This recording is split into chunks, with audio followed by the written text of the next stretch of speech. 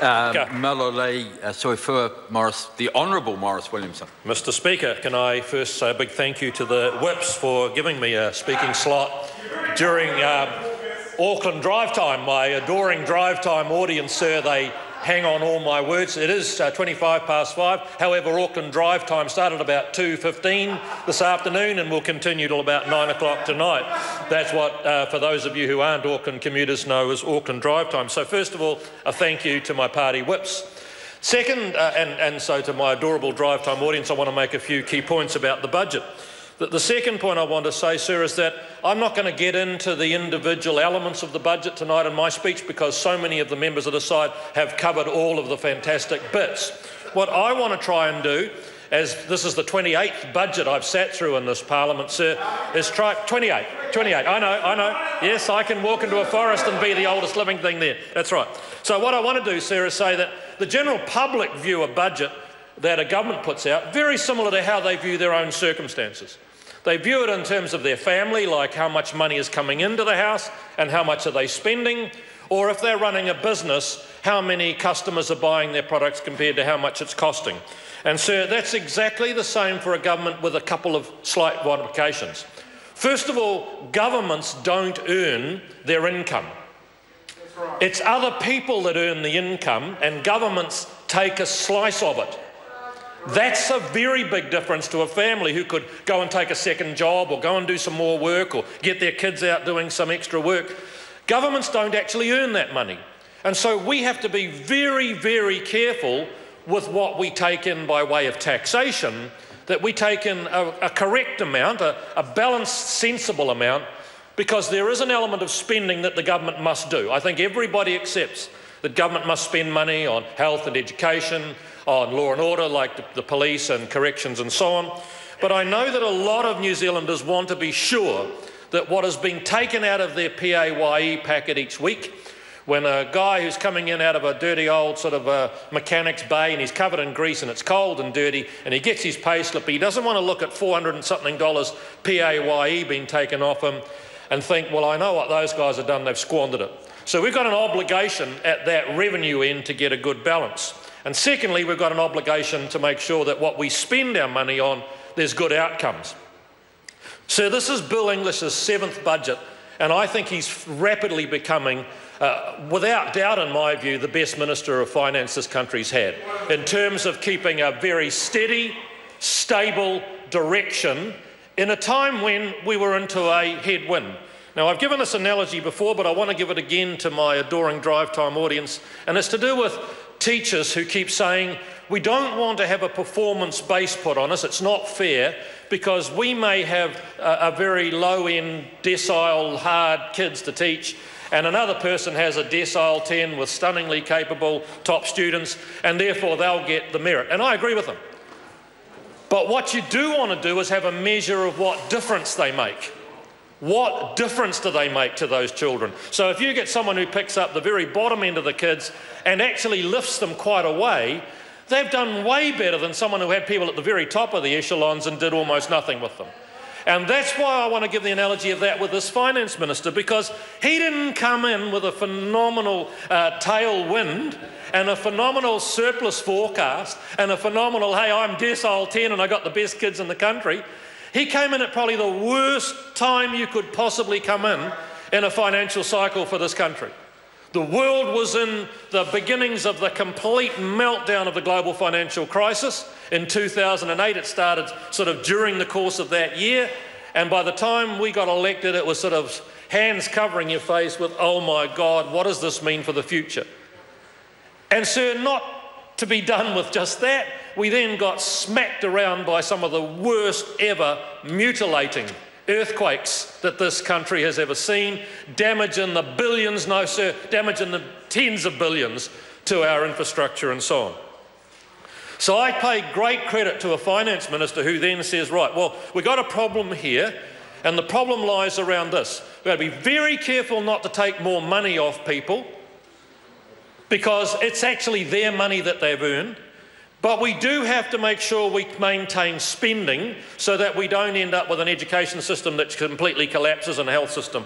And so we went into a borrowing mode. And you know what? I'm not a big fan of debt. I'd prefer governments didn't borrow debt, but there are times when it's justified. There are times when you can say it is no longer right to pull back on the revenue lever, and it is time to no longer try to cut to the bone some spending. It's been done before. I was a member of a government in the early 90s that did an alternative solution.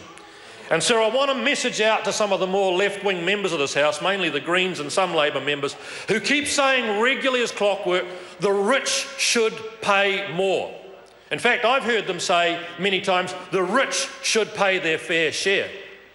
So what I want them to do now is get an Excel spreadsheet, I've got it for them if they want to get it from me, which shows what percentage of income tax the rich actually pay in this country. And sir, it's done in the segments of 0 to 10,000 of income, and then 10 to 20,000 and 20 to 30, so on. Here's the percentage that really matters, because I've added in an extra column, 2 extra columns to it. Not just what the gross amount of tax that each of those income groups pay, but then how much gets paid back to each of those groups by way of working for families and subsidies and all sorts of payments that are transfers back. And in a final column of what's the net income tax paid. And here's the number. 17% of taxpayers in New Zealand pay 97% of the income tax. I'm going to say it again because it's worthwhile saying. The 17% top taxpayers of New Zealand pay 97% of the net income tax. That's after you've corrected it back. So I'm not prepared to listen to lunatics saying the rich should pay their share or the rich should pay more, because, sir, they already do pay more, and they actually don't pay their share, they pay way more than their share. So here's your obligation when you're doing your family budgets, is to say, this is how much money we've got coming in, and Bill English has had to do that exact same transfer at the level of a government. This is how much money we can bring in without distorting the markets too heavily by ramping up the taxes. Here's how much we've got to spend in core in terms of keeping all of the general stuff afloat. And we've got a margin of some new initiatives that we can spend some money on each year. Not a lot. About $1.5 billion, I think Bill has concluded, is the level of the new spending money. Bill English has concluded should be the new spending each year. And sir, compared to previous Labor budgets, which were of the order of $7.5 billion of new money one year, it happened to be an election year, but I mean, it was just actually crippling to the economy. And so I say again, sir, that the question of budgets, and believe me, I used to be a kid listening to the budget at night, because it used to be at night, and I used to listen to it on the radio, and everything about New Zealand society was determined in that budget that night. Price of cigarettes, price of alcohol, whether you raced up to the petrol station and filled up your petrol. Budgets today, sir, are no longer like that. What they are is just a general statement of principle of where is the country going? Is it being well managed? Is the money that's coming in by way of revenue from the hard-working people out there, because I repeat again, governments don't earn a cent. There isn't a single cent of money in this country that the government actually earns. It's earned by hard-working New Zealanders that we tax to get it in. And is there a scope for spending a bit more in certain areas? And I've never ceased to be amazed at the New Zealand public. Certainly at National Party conferences, I've done a tally. And I think over a 5-year period, there were 138 remits calling for the government to spend more money and 25 remits calling for the government to cut taxes. And that's the problem. California actually did it. They had about the same number of propositions of spend more money and a whole lot of propositions of cutting tax. You can't do it. So that finely tuned balance of trying to keep the ship afloat, trying to make sure that the necessary and standard services are there with a few new initiatives. And there were a few new initiatives in this budget. I'm actually pleased that we've moved to some user pays charges. I like them. I think we should have more of them. When I was Customs Minister, I actually had advocated a border charge. I didn't get it through, but congratulations to the new Minister for getting that through. to getting a border charge, because I think people that are using a service should pay for it. I'm really happy there's the telecommunications levy still there and going to be expanded, because it's going to allow the rollout of the most important infrastructure to our society. But in the end, sir, what you've got to do is forget the minutiae, like the family budget. You don't care whether the ice cream costs 20 cents more this week or not. What you care about is your overall spending in tune with your overall income, and that you've got a chance of progressing forward. This budget did this for this country. I'm really proud to be a member of this party and serve under somebody as good as the Minister of Finance, Bill English. Malo Leiso for Todd Miller. Tauwhalava.